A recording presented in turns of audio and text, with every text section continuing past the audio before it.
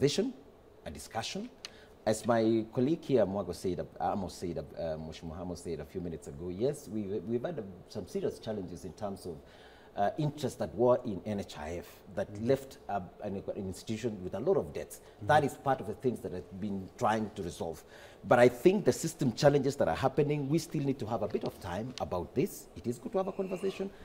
There are those that have really benefited a lot through NHIF, through the Social Health Insurance Fund. Even myself, I did mention a few weeks ago here that I was facing a situation where one of my staff got an accident, and I thought I was really going to pay a lot of money. And having gone through the operation and everything, she paid for me 400,000 shillings. So for me, I felt, yes, it is working. But there are systemic challenges. Let's give it a bit of time. Let's have a discussion. I still do believe that if there are those that were left out in the conversation, I am sure they may have raised their concerns. And with the government of the day that is listening, and I can assure you, especially the Deputy President, I have had an engagement with him, an open-minded leader.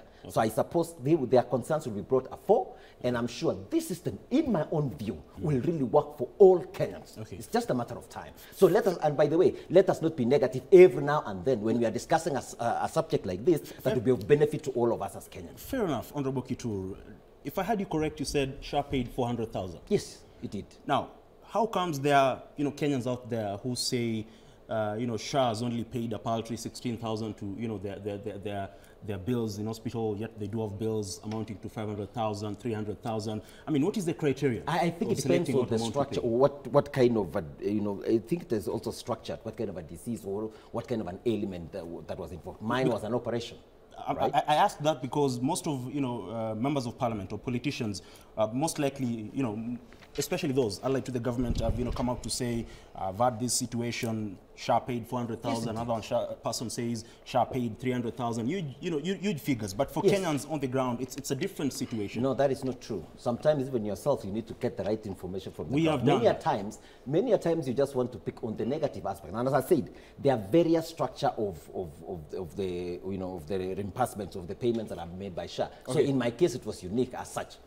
Okay, fair enough. Let me just ask you one more question. You talked about, let us not, probably put the organizers of that event on the spot. But again, KUKO, for example, who were left out, one of the stakeholders in the health sector, began their strike yesterday. They had halted their strike for 21 days to allow negotiations, but they are saying, that their demands are not being met, and from yesterday midnight, they started their strike again. So if this is one of the key concerns, and that is one of the things that was discussed yesterday, I was there personally, but those involved are not even invited. And then how will you sort out that mess, Honorable Kituru? That's what I've said. This is a government that listens. I'm sure the issues will be resolved. There's nothing too hard. To listen and to address a matter, there's nothing too hard about it. Okay, fair enough. Now, coming back to Honorable Steve Mbogo, there's a story on page 10, and I believe it's also on the Daily Nation. This is a story on page 10 of the Standard, and they say school heads propose fee hikes, citing rising costs, funding deficits. Now, the proposal to hike school fees has, sparked concerns among parents. And if that particular proposal by heads of school heads is passed, then, for example, parents whose students are in national schools will be forced to pay an upward of around 20,000 because the proposed new fees will be around 73,182. The current one is 53,554 Kenya shillings. I mean, 20,000 on top with the current economic situation. Is it really, a good move? Yeah, basically, you see, for the schools and the education sector in itself, they don't have an option because they will lament or they will give their predictions or their propositions in relations to the expenses which is needed to run the organization as it is today. Now, this comes in line with what we call the cost of living of the country today. We all know very well that we are not doing very well economically. And this does not only touch on the education sector, we're just speaking about the health sector. So when you look at the education policy in Kenya today, it has also tended to hit a snag when it comes to the education capitation. Now, over the last 1 year, there's been complaints from the education sector on regards to the capitation fees, which is supposed to be funded by the government.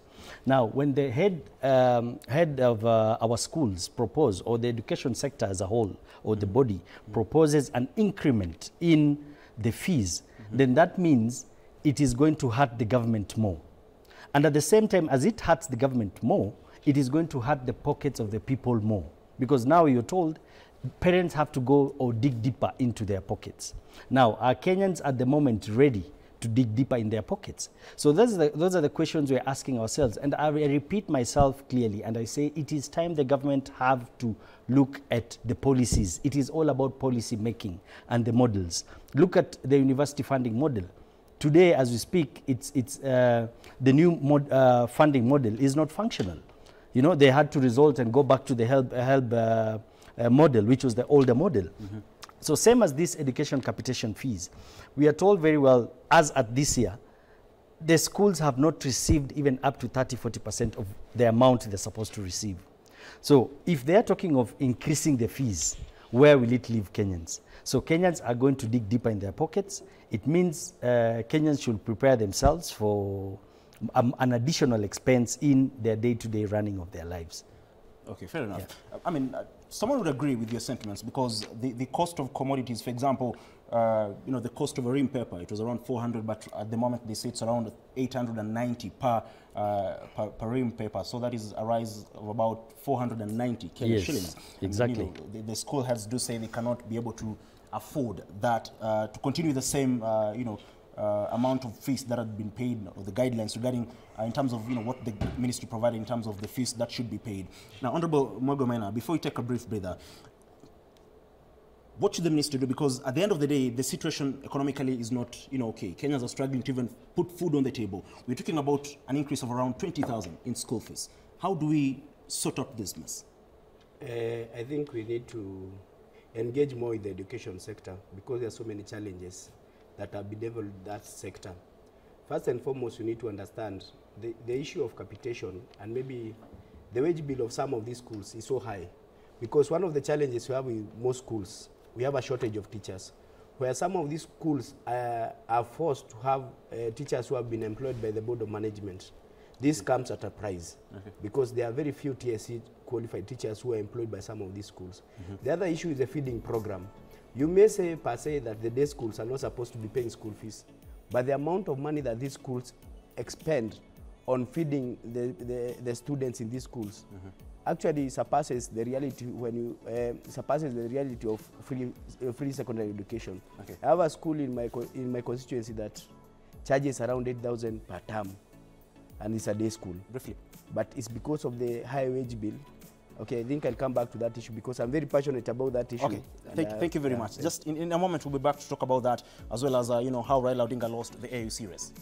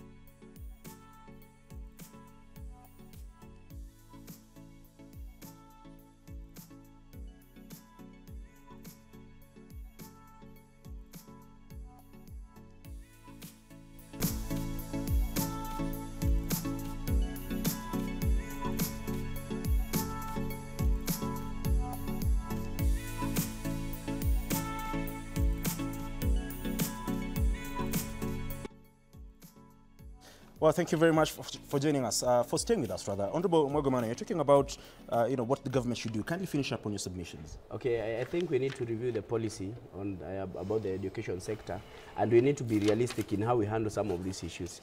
The last time the issue of capitation was reviewed is back in 2018. And as things hold as of now, you can understand they have not even factored in the issue of inflation.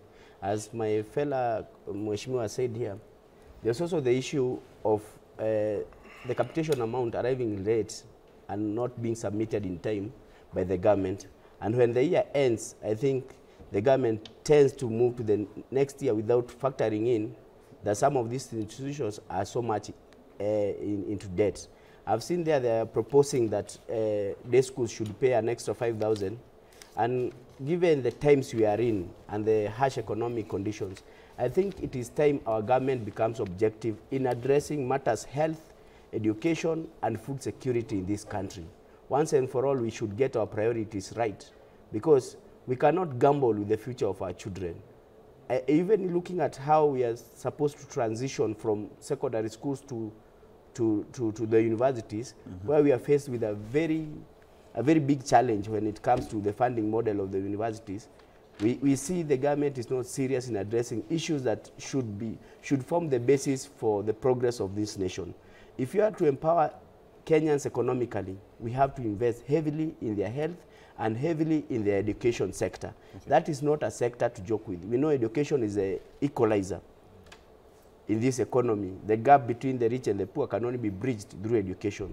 And that is why former President Mwai Kibaki achieved a lot in this country, because he really valued education.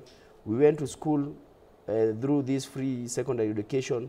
He was very categorical on how he expanded the universities and how he used to fund university students. And you can see some of us are products of that, and we're able to become employers and reduce the pressure on the government. Fair enough. Honorable Kichuru, there's the issue of, probably setting aside more funds for these sectors, especially the education sector. Like Honorable Mwago says, education is the only equalizer. But again, there's the concern of misappropriation, because I've been, speaking to stakeholders in this particular panel in the education sector, and they're talking about there's a lot of misappropriation of funds in the education sector, and there's need for proper auditing. So which is which? Do we first do proper audit in regards to where these funds are going, and then we add more funds, or how do we go about it? I think in our country we have a body that handles the issue of audit. It so happens also, I'm in the committee of PIC, that we tend to go through the various reports from the Auditor General, sometimes very detailed reports. And I like also the action that government has taken, trying to also strengthen that aspect of the utilization of public funds. So we cannot say that we focus, first of all, on the audit, because here comes a proposal from the head teachers, from the sector, education sector, that to me, as Mheshimiwa said a few minutes ago, the last time it was reviewed is 2018. There are many dynamics that have happened since 2018 to the moment. Education is a critical aspect of how we raise the next workforce that is going to take over, in providing services to our country. So when you have a situation that we are facing like this, I think, again, we need to have an open discussion, and also even the concerns that have been raised by the head teachers, like many times when the capitation says 35,000, they receive 26,000. They have planned for 35,000. They don't receive those funds at the end of the financial year. I think that is an extremely critical discussion, a critical conversation. No Kenya wants to still be taxed, so that that money actually can be used to fund these institutions. But any money that is being taxed must actually be used very well. So I agree that probably we need now to strengthen and have a bigger conversation around education sector, strengthen the Auditor General's office. So I've gone through most of those reports. Many times maybe it's the actioning of the proposals from the Auditor General in terms of when funds have been misappropriated. Okay. How is it actioned from there going forward? But I'm really also concerned that we need to have a look again at most of the education sector, but of key importance is something that Mheshimiwa also mentioned. You realize most of the schools spend their money in BOM teachers. I think we need to have the TAC be able to be fair enough with the distribution of teachers in all the schools, so that this issue, of course, is spread across. You find some institutions have enough teachers, some don't. That inequality needs to be addressed, so that then all schools can be able to have a fair, there is no school that will feel that they are paying a lot in terms of, to their teachers, but rather it is equitable across. But I agree, let's have a conversation on this issue of the fee, not necessarily to be raised, but proper utilization of the few resources that are available in the institutions. Fair enough. Talking about teachers, there was a story not so long ago, I believe in mid-January, 16th of January, of a school, a public mixed day school with 1 student, but 8 teachers to his disposal. That was a school by the name Mugwandi Public Day and Mixed Secondary School located in Kirinyaga County. Yes. 1 student, 8 teachers. But Yes. we'll talk more about that. 1 student, 8 teachers? Yes. Here's a situation of an institution with hundreds of students, but only 5 teachers employed by TSC. That's exactly what I was saying a few minutes ago. Exactly. Now, let's shift gears to matters politics. Honorable Stephen Mbogo, some would say you've indicated at last, because somewhere around March of last year you said Odinga was not going to win the AUC seat. A prophet. And you sort of, gave your reasons for that. I mean, from where you sit, how do you assess the entire, situation, the entire from the, submission of his name to run for that particular candidature, the campaign in itself to the outcome? Because many argue, as a country, we sort of went in, used politicians in a situation where we'd have deployed diplomats to try and ensure that Odinga wins this particular seat. From where you sit, how do you assess everything from that end? Now, as my brother has said, it's not that I'm prophetic, but I'm one person who follows and accepts the truth. Now, the biggest problem that ails this country is a disease called escapism, and we like escaping from the reality. Now, history tells us that we really have to learn from our past, because our history, our past, your personal past or the past of the country will determine the future of the country or an ideology. Now, the issue of the AUC position was not a new issue to Kenya. Now, my reflection last year was because of the past and the future. So I looked at where Kenya was come 2017 when we had our candidate Amina Mohamed vying against Faki of the Republic of Chad. Now, when you look at the factors onto why we did not win as a country, that will tell a lot on matters to do with foreign policy. Now, in 2017, when you look at Amina Mohamed's candidature, our neighbors as a whole, I'm talking of countries like Tanzania and Uganda, Djibouti, and all these East African regional countries could not even vote for us. To an extent that a country like Burundi, who is an East African partner of us, was clear and lamented that we could not vote for a Kenyan candidate because Kenya loves interfering with the sovereignty of other countries. Wow. Uganda, our neighbor here, who still did not appear to vote for Right Honorable Raila Odinga, in 2017 lamented, and they said, we could not vote for Kenya because Kenya has an insatiable thirst for everything. So what does that tell you? It tells you we were not sitting well when it comes to foreign policy. So the simple thing we could have asked ourselves, from 2017 to last year when we were presenting our candidate, what have we done better to improve our foreign policy? At that time, you'll agree with me, by last year, we already had confrontations with our neighboring countries. I remember when we had the oil wrangle with Uganda as a neighbor. Just before that, we had wrangles with our border policies on tax issues and tax reliefs on the border with Tanzania. Okay. Just on the same period, we had a scenario where we allowed an outlawed M23 group to even hold a press conference here in Nairobi at the Serena Hotel. At the same time, we had wrangles with the neighboring country, Sudan, where it was perceived that our president was leaning onto the RSF side, which was considered an outlawed group by the General Burhan, and RSF being led by General Hemeti. So those few factors were able to guide us and understand that we are not doing well when it comes to foreign policy. Now, talk of after that. Look at even our presentation. Remember, we were the first people to present the candidate. We presented Raila way early enough. So what did our competitors do? They waited for us to present our candidate, and they presented a candidate that was actually totally different when it comes to candidacy. Remember, Mahamudu won is about 60 years old. If you look at the history of AUC, all the leaders from Zuma and the rest, they were all at that age category. Now, Raila being presented on this other side is 80 years old.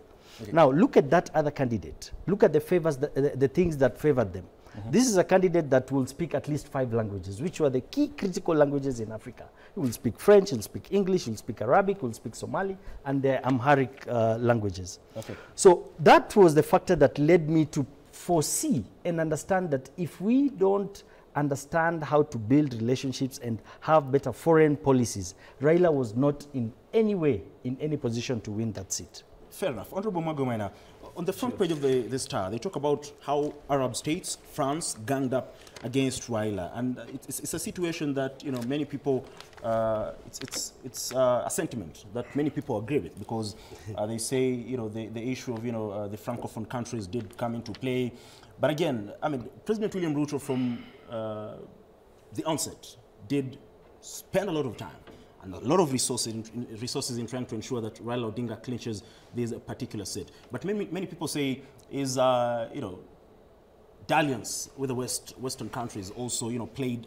a role in Odinga's loss. Do you agree with that to begin with? I do agree with that in its entirety, because the challenge that we had with our candidate, the AUC candidate, the Right Honorable Raila Amolo Odinga, we had so many underlying factors that we did not address even when he was doing his campaigns. We really needed to understand who are our enemies and who are our supporters clearly. Because if you look at the candidate from Djibouti, he had the support of most of these Islamic nations in Africa, which he had secured and put in his bag already going to the race. But as, like Mheshimiwa said, we had challenges even with our neighbors.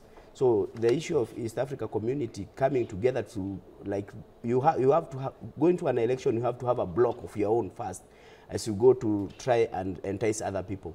The other issue is when President Ruto was called to mediate the DRC crisis, and when he appeared and openly declared that he had called Emmanuel Macron from France to come and intervene on the issue, he appeared to be a puppet of this our former colonizers, and that did not go down well with some of the nations from the West Africa. The other issue, which was very critical, is understanding our international friends who would come in support of our candidate. The Djibouti candidate had the backing of this Arab, from the Arab-speaking nations, from the Middle East, who are ready to pump in money to make sure they secure, for their own interest, they secure the seat of AUC chairmanship so that they can continue like ring-fencing their interest in Africa. And that is what we lacked as a country, because we went on to campaign for our candidates, but we did not get to address some of the issues that we have with the people who we purported to be our friends. Okay. The style of campaign that we saw our candidate do is like the normal local politics campaign, where you would go and visit a head of state, then they take a photo, and then he declares, I've already secured a vote from this person. That is not diplomatic, because you try to put that person at a corner that they cannot meet the other candidate. And that did not sit well with most of the heads of state, because our undiplomatic way of handling the campaigns really came to the fore. And then this actually, this is a very big moment for Kenya. We really need to rethink on our foreign policy. It's a wake-up call that we should understand the way we highly rate ourselves is not how we are rated in Africa. And it is time now we understand Kenya is among the 7th richest country of Africa.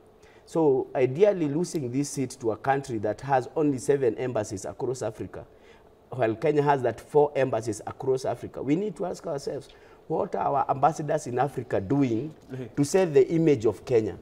Because if they are not able to secure such a seat and we lose to a country that I don't think most of heads of states would have interest in Djibouti more than having personal interest in Kenya, it leaves us to, it begs the question, what are we not getting right? From 2017, we have seen we lost the seat when Amina Mohamed had died. Then there were these other issues of international bodies headquarters that we've always been bidding to have them in Nairobi, but we've always lost. We need to relook and see what is the problem and just come down to basics and start from scratch and understand how do other countries view our country, Kenya. Fair enough. I wanted to ask you one more question, but let me rope in Honorable Kituru before I do that. Honorable Kituru, the impact of that on the continental level, on the international level. Let's stay away from that. Locally, the loss of Raila Odinga, because after losing, he said, my plan is that I will go back home. I have so many things to do. When you go for a contest, you can win or lose. People argue that, Raila might have lost, but President William Ruto will feel the heat more, because already we are seeing situations where members of the United Democratic Alliance, we saw Belgut, Member of Parliament, Nelson Koech, we've seen your Senator, Samson Cherargei, talking about the post of a Prime Minister. I mean, it looks like Odinga is likely to be a thorn in the flesh, and what is the future of the broad-based government? I think it would be important also just to maybe do a bit of correction to my colleagues on one aspect. They've really prosecuted so well, but I wanted to also mention to Steve that in my quick analysis of what happened in 2017 when we presented a candidate in Amina Mohamed, I think Uganda, Djibouti, and Burundi, actually the first round, actually did vote it. Maybe as time went by, they may have changed their position. But I also want to applaud that Kenya is always on the continental conversation regarding everything that happens in Africa. We tried in 2017, we didn't make, but we gave a formidable campaign.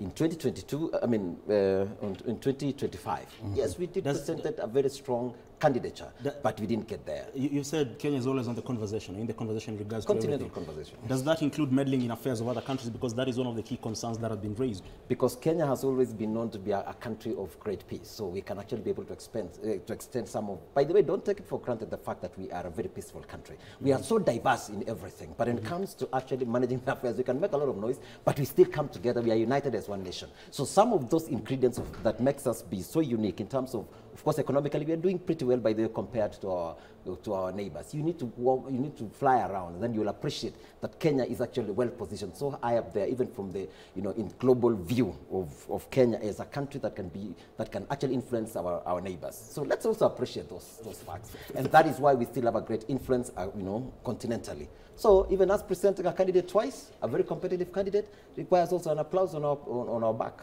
But losing consecutive times is also a concern. That tells you the resilience of Kenya. There's something that we must do to avert such a situation. I agree with my colleagues, by the way, and I like Steve's view, and he was, when you actually, I think I've heard him when he was giving the analysis, at that time, when we had just begun the campaigns, and he'd say that the way he's seeing it, maybe there's one, two things that you're not doing right, but the beauty about Kenya is we are always very dynamic. So I think in the future, we will drop in to also assist us in terms of... Fair enough. But let's come, no, I've not answered now what happens locally. I think Raila Odinga has been a formidable leader in our country. He's done so much for all that time. And I think, in my view, saying that I do not know which position can be given to Raila Odinga in Kenya, because I think a time has come for him to be able to nurture the young leaders of our country, but not necessarily coming to say that let's create a position for him to be a prime minister or something like that. That is still reducing the stature of a great man we all admire. A man that has led, he led the infrastructure side of our African Union. To me, I feel he still needs to play not even a continental role now. He needs to be given a global role. But advise the young leaders. Raila Odinga I have had an opportunity to engage him. Extremely brilliant. I think he can be able now to nurture the next generation of young leaders. Look at the people seated here today. These are the kind of leaders that Kenya is really looking unto. We also are looking for mentors. But to bring back Raila Odinga into the active local politics, I think it's reducing a great stature of a man who the whole of Africa was actually looking up to, except for the fact that the issues that played into the dynamics of the voting that happened there was more, to me, religious. Or the blocks, the regional blocks. You may mention these are the small things, but the way the colonialists divided Africa also influenced in a great way how the voting happened. And the other one is the religious aspect. When you see the chairmanship being of a particular religious persuasion, and when you look at the vice chair, the same. It means even we need to relook at the voting pattern that happened in the AUC, how it's being structured, so that it becomes fair enough. Otherwise, the way we are going to go into the future may not be good for all of us. So coming locally, I still want to insist that we respect so much Raila Odinga. I do not think that we need to implement the NATCO report for the purposes of satisfying an individual. I don't think that would be the right thing for us to be able to do for our country. I beseech the leadership that we as young people, and many others who are watching me right now, who yearn to now take the leadership of country to the next level, please support the young of us rather than coming to play the active role, politicking on a day-to-day basis. I don't think it would be the right thing to do. Interesting sentiments, because when you hear, someone in the stature of Belgut, Member of Parliament, and the likes of, Samson Cherogay. Interesting sentiments that indeed young leaders should be given opportunity from, where you sit. Yeah. But again, the implications of, not probably looking at the situation of Raila Odinga as it is right now, ahead of 2027, because that laws, brings in totally different political matrix in the country, because Raila Odinga might also decide to be on the ballot in 2027. And like we all know, and many, analysts do argue, it could be a threat to President William Ruto securing the second term. But we'll talk about that but let me in ask not so you- long. Let's just take a break. We'll be back in a moment.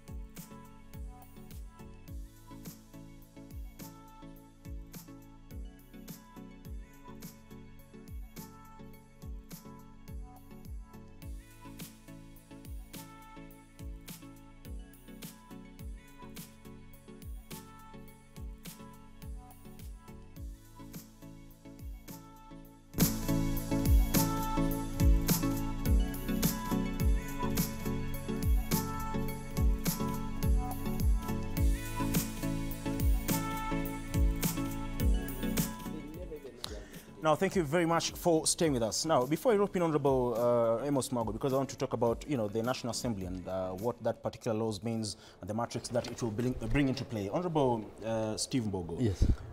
Honorable Kituru argues that, we should look for, probably a continental position for Raila Odinga. And we should not, be talking about the Prime Minister position or, the NADCO report being implemented. But, I'm afraid probably that might not be the position of, probably the President or, a section of members of the United Democratic Alliance. But, from where you sit, I mean, Odinga is likely to be a very, very formidable force in 2027. And that, of course, poses a threat to the re-election of President William Ruto. And I don't know whether you do agree that the talks for Prime Minister and, you know, the NADCO report is all in a bid to ensure that, you know, they reduce the you know, threat that Raila Odinga will bring into, you know, place in 2027. Now, you have to understand that where Raila sits today, he sees himself as the possible formidable force to even take power in 2027. Now, one thing that Kenyans need to understand is that when you want to know where a leader is taking you, you have to listen to his sentiments. And I stated clearly that Raila mentioned and said, if I win the AUC, well and good. And if I did not win, then I will listen to what my people say. Now, we have to look at Raila from where he sits, specifically in ODM. Now, for the last 1 year, we've realized that we have two factions of ODM. There's one that seems to be in bed with the government, and there's one that seems to fight the government. But they're all under Raila Amolo Odinga. Now, when you hear Sifuna speak and curse the government, that is simply Raila Odinga speaking. When you hear Mbadi praise the government, that is Raila Amolo Odinga speaking. Now, Raila is one person who's been in politics from the year 1982. We're talking about 45 years experience in politics. So he understands how to survive in a political space. And that is why I'm 101% sure that Raila Amolo Odinga will be in the ballot. Look at ODM in itself. We had 4 formidable forces and individuals who were talking of inheriting ODM from Raila Amolo Odinga once he wins the AUC seat.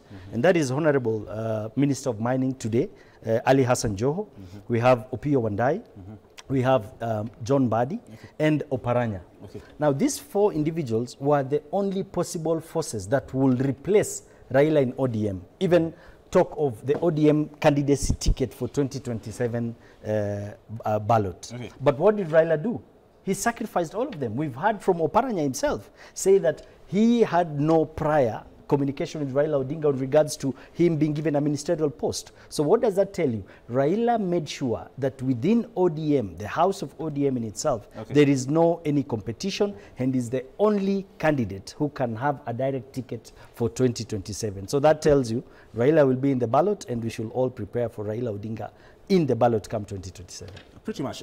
Honorable Mwagomena, before we jump to the National Assembly, you do belong to the wing that is allied to ousted Deputy President Rigathi Gachagua. Is probably Gachagua looking at a scenario where they can team up with Raila Odinga to dethrone President William Ruto in 2027, maybe? I think that we've not come to that conversation as yet, but for us to have a progressive country, we agree we should work with everyone else who we can work together and maybe have a change in the government. So anybody who is willing and is of the same feeling that we are not headed the right way as a country is very welcome for talks and very welcome for us to have a conversation on how to take this country forward. So I think when the right time comes and when we have people of like mind come sit together, and if everyone is intentional in trying to shape the future of this country, I think everyone is a friend. There are no permanent enemies in politics. But if we have a common goal and a common vision for this country, everybody is welcome.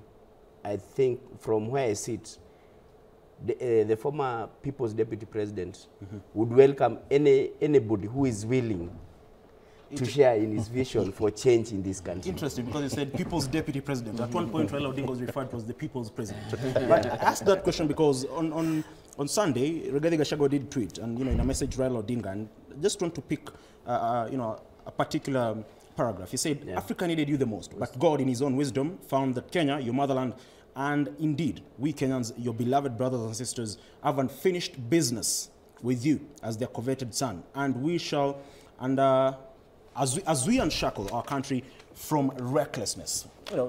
Some argue that he was also trying to ensure that, trying to warm up in a way towards probably teaming up with Raila Odinga or not. But away from that, in the National Assembly, the court did rule that Kenya Kwanza was not the majority. But last week, the Speaker made a different ruling, that Kenya Kwanza is indeed the majority.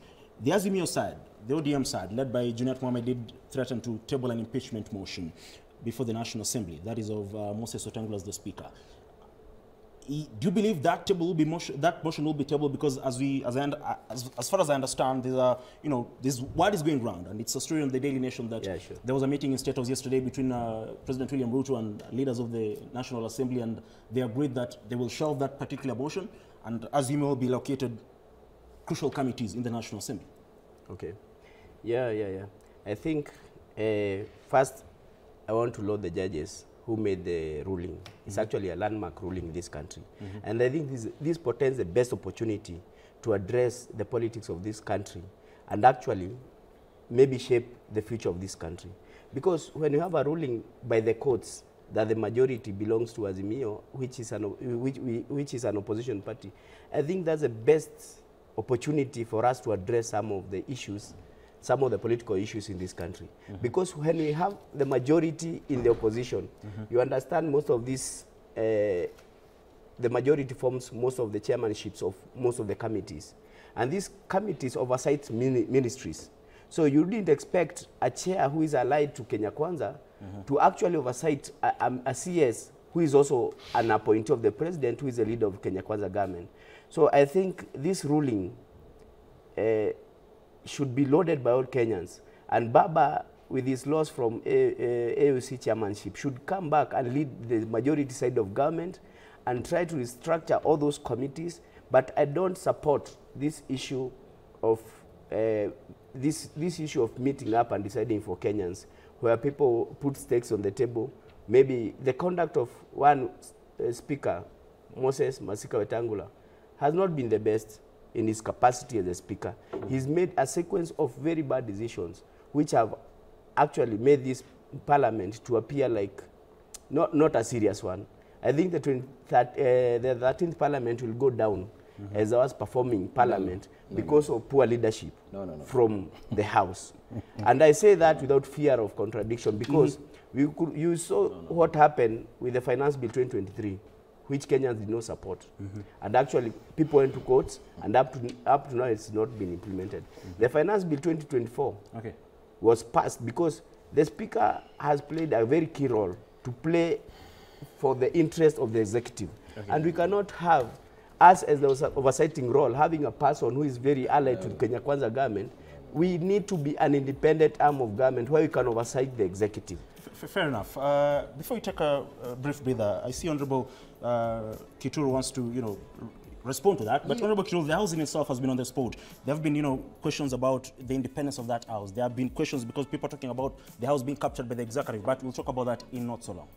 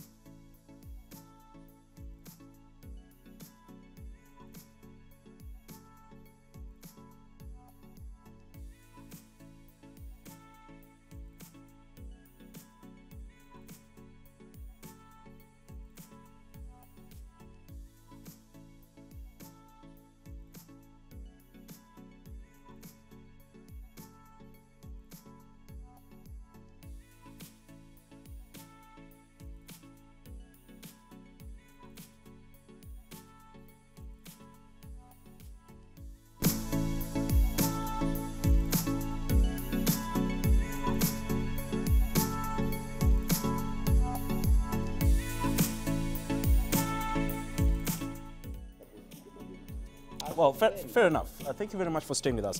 Before I rope in Honorable Kitulu, Honorable Amos Mwago, you had threatened to file an impeachment motion against Speaker Moses Wetangula exactly 1 week ago if he fails to resign. How far are you with that impeachment motion? I think the impeachment motion is getting impetus. We are working with different stakeholders to see how we can come up with a watertight case so that once we present, we don't become another Mutuse in this country. We want to bring to the fore issues that we feel that the Speaker has not ruled in the interest of Kenyans. And some of these issues, you can see where it has taken this parliament, the 13th parliament. Okay. So we want to address some of the issues and some of the rulings that have made us to appear like a mediocre parliament. Okay. Fair enough. Honorable Kitulu. Speaker Moses Wetangula, I think, has been one of the most sober-raced speaker, very fair in Parliament. And my bit of advice to my colleague, Mheshimiwa Amos, whom I have a deep respect for, as a good colleague and a friend, I think the area that you want to try and venture into will really fail extremely miserable, because Moses Wetangula, as it stands in Parliament, is one of the best, most respected leader that we appreciate and love.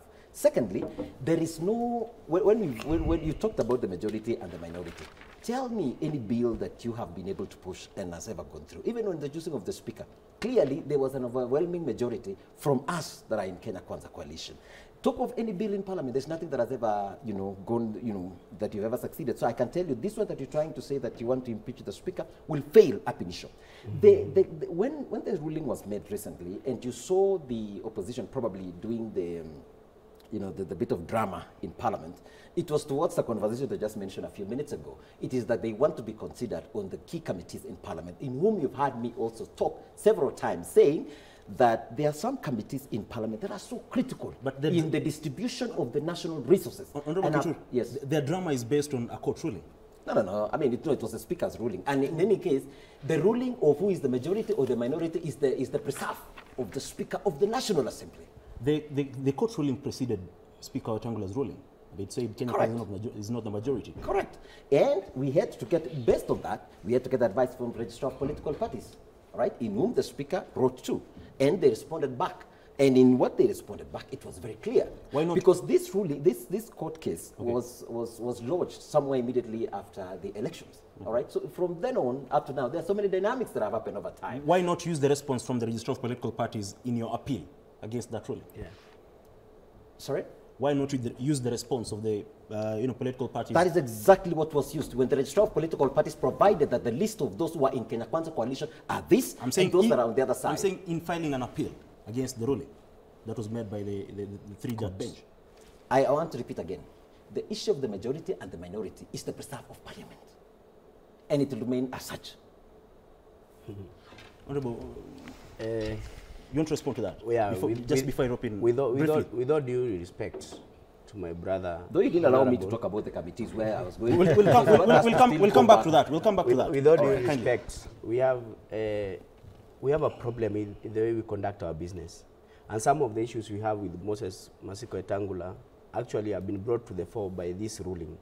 We cannot purport to be experts in law and debate a ruling made by a three-judge bench that has taken years of their research, of their findings, and whatever they find to be not correct, let us respect the rule of law. The courts are appearing, the judiciary is appearing like the more sober arm of government. We've been reduced to be puppets of the executive. Pretty much. When he talks about the bills that we've not been able to pass, we know what happens when they bring crucial bills to Parliament. The lobbying they do, the money they give, the rest they try to do. And this Parliament surely has become a Parliament that is not even habitable to some of us. So sometimes when you go in there, you appear like you rubber stamp government agenda. And that is why some of these policies and bills that they pass face the wrath of the people, No, because pretty power much. belongs to the people. Pretty much. Now that I've engaged both of you sitting in the National Assembly, Honorable Stephen Bogo, Yes. from an outsider's point of view, the rest of us Kenyans Yes. do not sit in that particular house. Yes. How do you, talk about the conduct of the Speaker, and especially following his ruling that disregarded the court ruling that dictated, or rather, noted that Kenya Kwanza was not the majority party? Yeah, now this cuts across both sides because number one, the ruling was based on a case which was launched immediately after the elections, which stated clearly, and it went against the ruling of Moses Wetangula. Remember at that time, I think it was on the 8th or the 6th of October, 2022, when the Speaker of Parliament, Moses Wetangula, announced or declared Kenya Kwanza as the majority.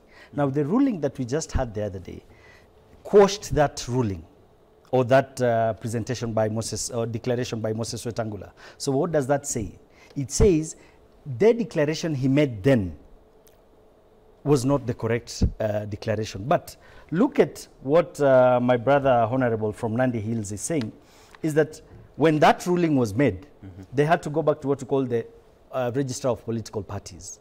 Now, we understand very well that we have a parliament, or rather the August House as it is today, has become a migrant sort of a field where politicians will move sides in accordance or in preference to their party leaders or their political interests.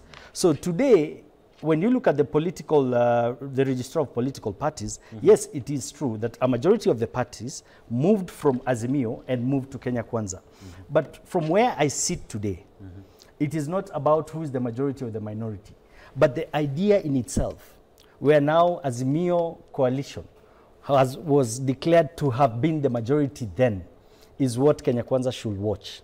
Because what we are seeing today, a majority of the leaders from Azimio are now coming back together because they've now realized that apparently we had the numbers. And let me tell you, anyone in politics, be it in opposition or any other faction of government, people go into politics to look for government. Everyone wants power. People are in pursuit for power. So Mwago and the rest, I'm sure in the next few weeks, that idea in itself is what is going to bring back the Azimio Brigade.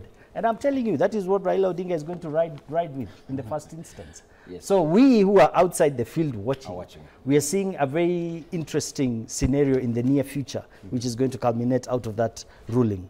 So as much as the political Register of Political Parties has declared that today Kenya Kwanza has the majority of MPs in the August House, the idea in itself supersedes the thought of the whole idea. Before engaging Honorable Kituru, from where you sit again, where does this leave the broad-based government? Because last week, if the sentiments of Janet Mohamed anything to go by, he said broad-based is only in the executive, Yes. not in parliament. Where does Exactly. that leave Ruto and Raila in all this? So, and that's why I'm telling you, it's about interest. So the idea in itself has made them understand that they hold the power. And he was very categorical, and he said that seat is very warm. What next for President William Ruto then? And he does not see himself leaving it soon. What next for So President Ruto for then? President William Ruto, I'll tell you, looking at the political history of Kenya, and I being a former member of ODM and being in the opposition, I understand very well how it works. President Ruto should be prepared for even a possibility of an impeachment motion. I will tell you, the worst thing you can ever do is to create an idea in its people. And when President William Ruto proposed, and the Kenya Kwanza Brigade proposed the impeachment of the Rigathi Gachagua, that was the beginning of an initiation of an idea of his own impeachment. Fair enough, Honorable Stephen Bogo. Let's just take a brief bit. We'll be back with the issue of committees.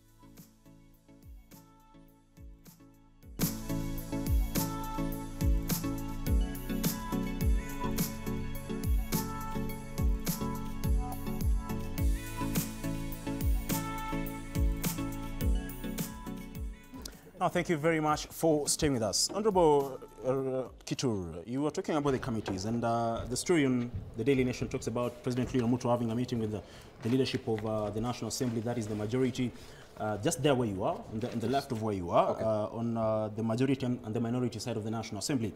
And they're talking about how, they agreed that the Azimio should shelve the impeachment motion against Wetangula and take over committee leadership of 5 committees, that is Trade, Budget and Appropriations, Health, Labour, and Regional Integration. Let's begin with budget, because you've been on the forefront in calling for the ouster of the budget chair, Ndindi Nyoro, over what you term as bias. Thank you. Indeed, by the way, committees play a very crucial role in this country in the appropriation of the resources to the various departmental committees or various departments of government. They are the ones who determine. Government, the executive comes, presents to us that we want to do this and this and this and this. So the committee will determine how much do we put here, how much do we remove and put this other side. But when it comes to the budget committee, that is now the mother of all the other committees. So the individual committees will come and make a presentation to the budget committee. Mm-hmm. And the budget committee then will listen to you and decide also to adjust the budget the way they want. Why I have always said that the current budget committee as construed or constructed, or the architecture of it, is in such a way that it has continued to perpetuate inequality in our country. Because they are the ones who have, if you really look at the previous budget and the other one, you'll find one region of our country has been getting in excess of 60% of the country's, revenues for their purposes of, for works, for development, which is very unfair. And this current committee has continued to perpetuate the same, even much more worse. Which region is that? And that is, no, I can't tell the region. You need to do some bit of study. You should be asking me that when you've done some study. I want it to come from you. Fine. Because you're making the allegation. Yeah, I will. The next time I'll be able to explain to you that. But it's the obvious, everybody knows what I'm talking about. Okay. So what I've continued to say is that we need then to remove that kind of a leadership that has continued to perpetuate inequality and much more, even raiding into critical, allocating themselves resources. And you see one member of parliament or one individual giving himself projects in excess of 2, 3, 4, 5 billion shillings is quite not in order and not acceptable at all. I mean, I'll term them as allegations because until they're proven by you, then they do not hold any water. Because, I'm on a national TV. Of course, Honorable Ndindi Nyoro so I'm being careful. He's also not here to defend himself. Why do you say Ndindi Nyoro? I haven't mentioned Ndindi Nyoro. He's the chair of the budget committee. You've when I have talked about the other bit that I've said some people allocate themselves such kind of resources, I didn't mention anybody. But you're on record saying that the leadership of the Budget and Appropriations Committee should be changed. No, I said yes. I said should be changed. And in fact, I even gone ahead to say you need to even expand the Budget Committee. We have 21 or is it 27 members right now. We need to have 47 so that we have every representation from every county being in that Budget Committee, because that is the mother committee. Well, Honorable Mwago Maina. Yeah, I tend to have so much respect for my colleague, Honorable Kitur, but I think there are some facts that is not brought out clearly. He talks about the Budget Committee as being a very big committee, as he describes it, the mother of all committees. Correct. But it is on record, the current Deputy President, Kindiki Kudule, terming the chairman of Budget Committee, equating him to a local chief. And saying the majority leader, who is Kimani Ichung'wah, as a county commissioner as compared to the budget chairman. So basically, let us not try to bring the imagination that this budget committee chair holds all the powers in allocation and appropriations of this country. For example, he's talked about a region, and we know the current politics of isolation and the region they're talking about is actually Mount Kenya. That is wrong. I haven't mentioned that. No. Why are you reading? Why are you reading my lips? The chair comes from Mount Kenya. And when you say that he's allocated himself so many projects, we should be able to see progress in Mount Kenya. There is no single project initiated by this Kenya Kwanza government in Mount Kenya since 2022. So which projects are you talking about? We cannot purport to sit and try to politicize everything. I know the issue that has come up with the current budget chair, budget chair does not seem to sing the government song, and that is why his woes have started. Why are they not talking about this 2, 3 years, from when they got into government. But when he's We had trying just to be gotten it. independent, that is where his woes have started. Pretty much, Honorable Magomena. Honorable But, Mbogo, but I I want do, to- let me correct something. Why is it that everybody wants to be in the budget committee? I have said again, that is the mother of all committees. No, it is that place where they decide what the individual committees have done. They can still readjust, and there's a lot of legroom for anybody to be able to insert a budget line. Fair enough. Honorable Mbogo, Yes. the sentiments of Honorable Kitu, are timely because as it stands, we know last week, allies of Rigathi Gachagua were ousted out of leadership positions in the Senate. And they're talking about, Ndindi Nyoro being the next one in the National Assembly.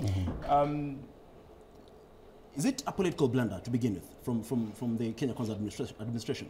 No, I think what is happening in the political space is that leadership from various political parties today expect what we call primitive loyalty from the members. And at any time when a political leader or a member of parliament goes against the wishes of their party leaders or the ideologies of the party as per the agenda of the day, he or she is considered an enemy of the state. And we've seen that from a while back. We had leaders who were speaking out against the government, the likes of Mwago and Kina Wamushomba. Immediately they started speaking about, Wamushomba is from the UDA party, but we know very well that immediately she started fighting the government or speaking out on issues to do with, for example, the Finance Bill 2024. She was branded an enemy to the government.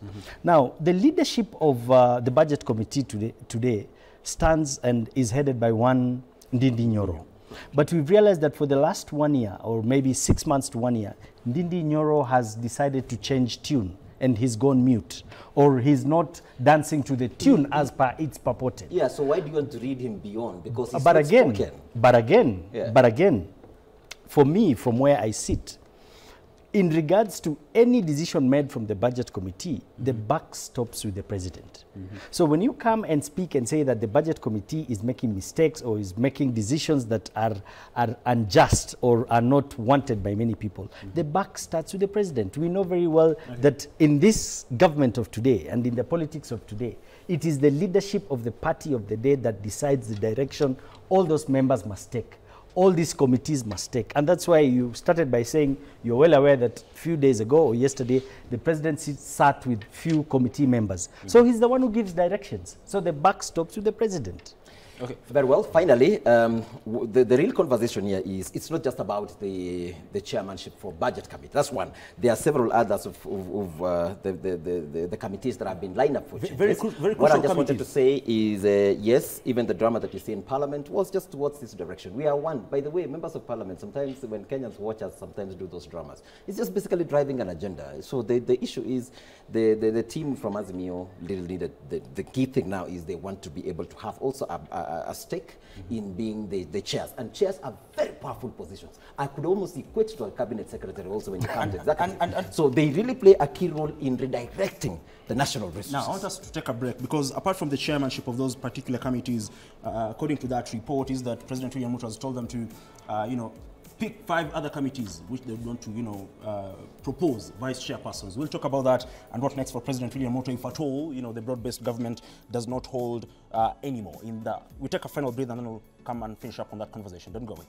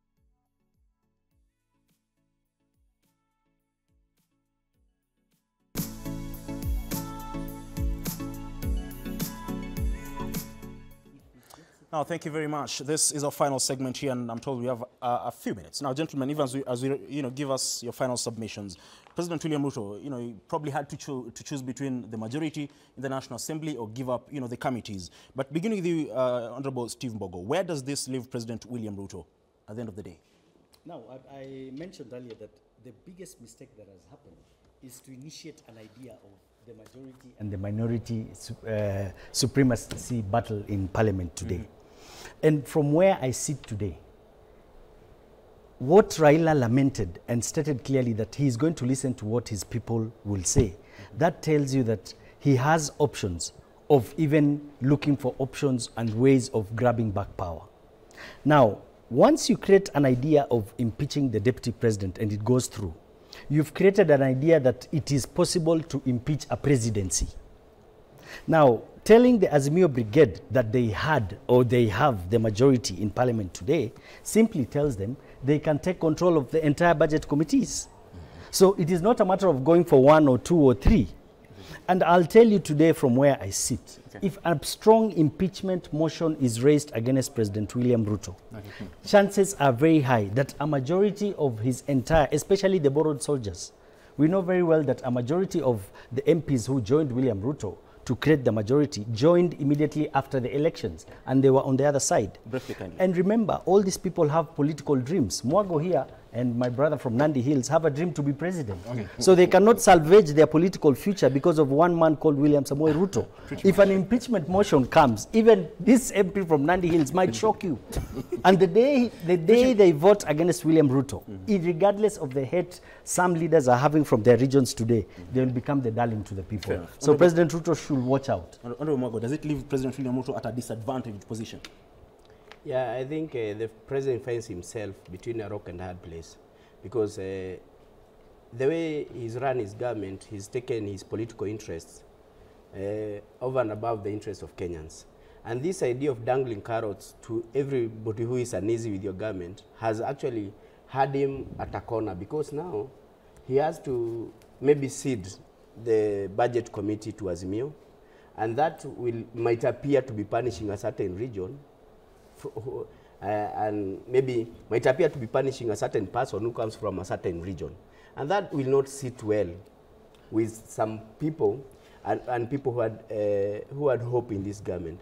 I think it also leaves him at a very hard place, like my brother has said, because I don't support the idea of dangling these 5 committees to our side, rather than going for the majority and having the majority of the chairmanships of the House. And I think Raila Amolo Odinga, the leader of Azimio, would rather go for the bigger bargain, would rather have his eyes on the antelope rather than this dashing squirrel. Okay, thank you. Honorable Kituru. His Excellency William Ruto is a smart politician. He's a statesman. He's been able to demonstrate that, implementing so many projects that many had feared too. He's also been able to bring the country together, even bringing in the broad-based government. I think we are on an open space where we are saying, as much as you want to do the right thing for the country, as much as you're a patriot, you are welcome. So for me, I still encourage the president to still continue to bring every Kenyan on board the discussion of the national cake resource distribution. Okay, fair enough. Thank you very much, Honorable Kituru, Honorable Mwago, Honorable Stephen Mbogo. Thank you very much for making time. That was the conversation here on The New Dawn. We'll continue to follow up and see what options does President William Ruto have on the table following the loss of Raila Odinga in the AUC chairperson's race. Remy Majala will be coming to you in a moment with the Morning Vibe. Do have a wonderful day, and like always, God bless.